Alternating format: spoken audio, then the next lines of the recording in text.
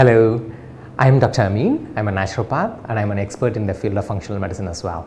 People ask me what is functional medicine is all about. Generally in medicine, we have this disease-based approach where we only focus on what is the disease is all about. Whereas when it comes to functional medicine, it is patient-centric approach. We only focus on the patients. What happens is, like, think of a tree. So when you have a tree and you notice like one of the branches suddenly start to turn brown, generally what the good gardener will do is, he's not going to spend so much time on the branches. He's basically going to go into the root and look into it, whether the tree has enough of water, enough of nutrition, is there any infection, inflammation.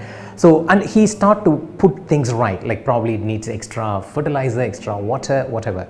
So very similarly, when it comes to functional medicine, the functional medicine experts are going to look into the person, physiological factors, and as well as socio-environmental factors, the stress, and the other factors. It's about the mind. So even when it comes to WHO, World Health Organization, the way it describes health is a state of just not mere absence of disease, but a well-being at the physical, mental, and social planes of being, which is very important.